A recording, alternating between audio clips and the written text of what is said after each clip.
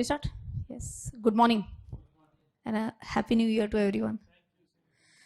Well, I guess this is the first time that it happened that during the batch my voice went so bad. Today it is almost back on track. Almost I can say, but still I can feel a little bit of difference in my voice. In fact, I was listening to the recordings of first 6 lectures and the 7th lecture.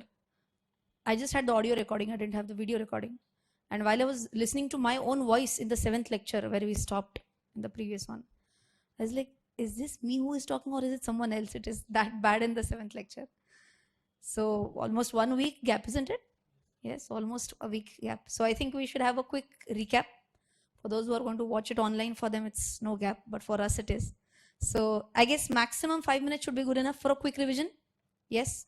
So the very first thing, if you remember, we started with candlesticks and we talked about 2 types of candles. One is a red candle and one is a green candle. Green candle, bullish candle, red candle, bearish candle. Then we talked about a scenario where this is always open, this is always closed, this is always high, this is always low. Okay. Then we talked about the patterns. This is a uptrend. Oh, sorry, trends, not patterns. This is an uptrend. This is a downtrend. This is a sideways trend. Correct? We said that this is higher highs, higher lows, lower highs, lower lows. Correct? Next point we had discussed is that whenever we are talking about any type of strategies, we can say, we need to understand what are the different types of candles which can give us certain calls.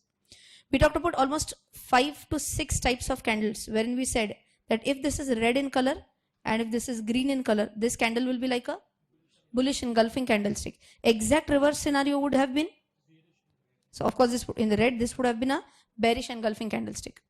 Correct? Both candles, if are towards the end of a trend, then they give a stronger signal. Okay, at the end of the trend will always give a stronger signal. Then we talked about this type of a pattern, 1 or 2.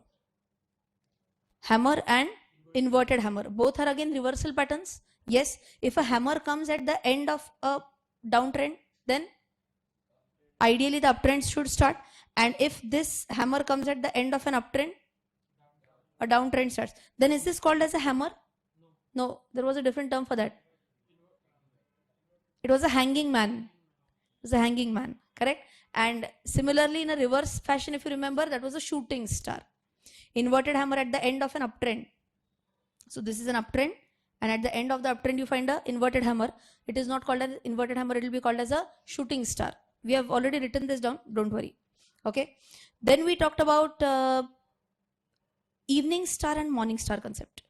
If you remember this. Okay. So if you recall a little bit of this, okay, there's a reddish candle, and then there's a doji, and there's a big green candle. This will be morning star. Exactly opposite will be evening star. This was which type of pattern? Bullish. So basically a signal given is bullish, and had it been a evening star, it would have been a bearish signal. Right?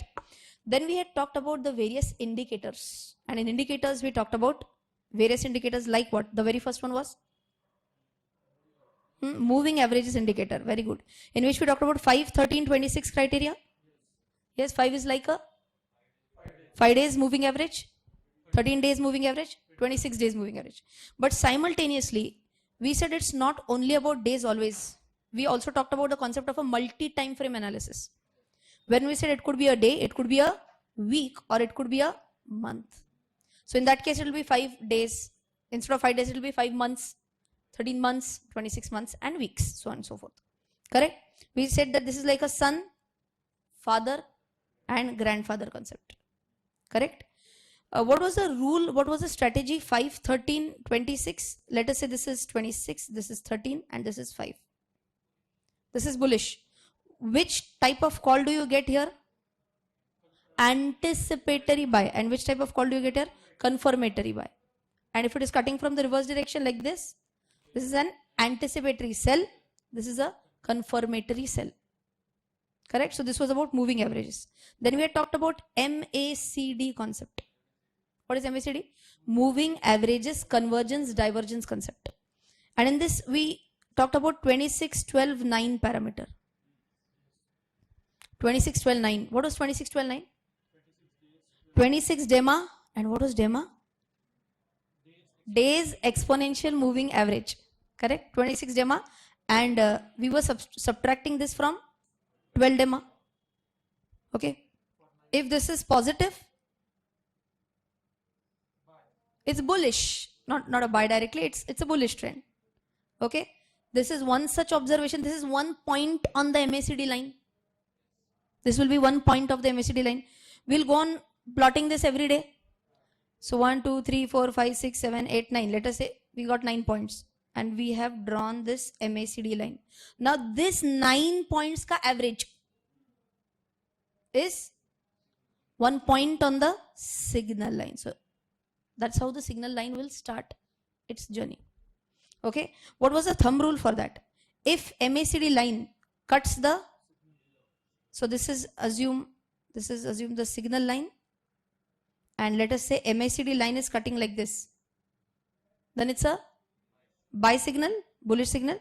And if it is cutting it from above, it's a sell signal which is generated. And then we also talked about something which were like this. What was this? Of course, I'm not using proper colors. This was histograms. Okay. For here, if histograms are above the line, they are generally showing a bullish trend. And here it is showing bearish. So basically, what does histogram show? Histogram shows strength. Strength or weakness. Taller the histogram, better the strength is. And shorter the histogram, weaker the strength is. So basically, shorter is, it's not that strong basically. As and how the histogram's height starts increasing, it starts becoming stronger and stronger. Is this okay? Then we had talked about RSI concept. And what is RSI? Relative Strength Index. Correct? But as I mentioned, many people say RSI. What is the parameter for RSI? Tell me. 26, 12, 14, 22, what? 14 days. RSI is generally 14. Standard is 14. What do we do with RSI 14? So plotting we'll talk about afterwards. What was RSI 14? What is RS? Relative strength. Very good. We are trying to compare closing price versus closing price only. But closing price of today as compared to closing price of yesterday. Correct? If this is showing in green, then we are saying it's a relative strength. Today's price is relatively showing greater strength as compared to the previous day's close. Okay. And this is just one observation. I say how many observations? 14 observations. And then we tried again, take average and all that. Okay. So this was the concept of relative strength. Then we said that there's a standard rule versus the traditional versus modern way of analyzing RSI. What was the traditional way? Tell me. Traditional 70-30. And what is the traditional way? If it goes about 70, overbought, and it's going to correct. If it goes in the oversold zone, buy. Traditional theory. What is our theory? Our theory is 60-40 theory. And what is the 60-40 theory about? If it is above 60, it means that it is showing strength. And that is the reason why it is above 60. It deserves to be above 60. I have taken many cricket examples. Virat Kohli is in good form. Ideally, should be continuing with that form. So above 60 is showing strength. So it could be a buy. And if it is showing going below 40, it will be a sell signal. If the stock is between 40 and 60, what does it signify? It's a sideways trend.